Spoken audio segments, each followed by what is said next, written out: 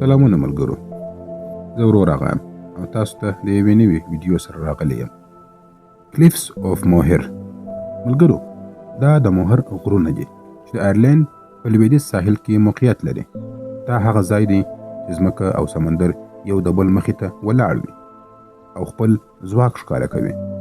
دا غرونه شاوخوا 14 کیلومتره اوږدوالی لري او نږدې 700 فوټه لوړوالی لري چې نیغ په نیغه اتلانتیک سمندر ته رالویږي. کله چې یو انسان دلته ولاړ وي او د سمندر ټکرېدونکې څپې وګوري نو د طبیعت ستروالی او د خپل ځان کوچنیوالی احساسوي.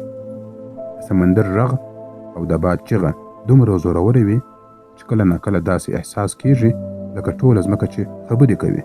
د موهر غرونه یوازې د ډبرو اوږده دیوالونه نه دي، بلکې دا د طبیعت ژوندی کور هم دی. دا د سلګونو مرغانو استوګنځای دی، لکه پفین، ګیلموټ او نور مرغان. د هغوی غږونه او د وزرو شرنګ دا تشې ځای له ژوند څخه ډکوي. کله ناکله د سمندر په ژورو کې ډولفینان او نهنګان هم ښکاره کیږي، لکه دا ځای چې یوازې د انسانانو لپاره نه بلکې د ټولو ژوندیو موجوداتو لپاره جوړ شوی وي. د تاریخ له پلوه دا غرونه ډېر رازناکه دي. د پیړیو راهیسې د سمندر سفر کوونکو دا د خپلې لارې نښه بللې ده. په ولسي کیسو کې ویل کیږي چې د دې غرونو لاندې په سمندر کې پیریان او اسرارناکه مخلوقات ژوند کوي. کله چې سخت طوفان راسي او څپې د دې ډبرو دیوالونو سره ولګیږي، ځایي خلک یې د هغو پخواني روحونو غږ بولي چې لا هم دا ځای ساتي. دلته هوا ډېره ناڅرګنده ده، کله لمر وي، کله وريځ وي او کله ناکله باران پیل سي. له همدې امله دا چاپیریال هر وخت نوی او بیل ښکاره کیږي. په وریځو او په شپه کې دا غرونه د یوې ویرونکې ماڼۍ په شان ښکاره کیږي. په لمر کې داسې ځلیږي لکه د یوې لویې ډبرینې کلا دیوالونه چې په سمندر کې ولاړ وي.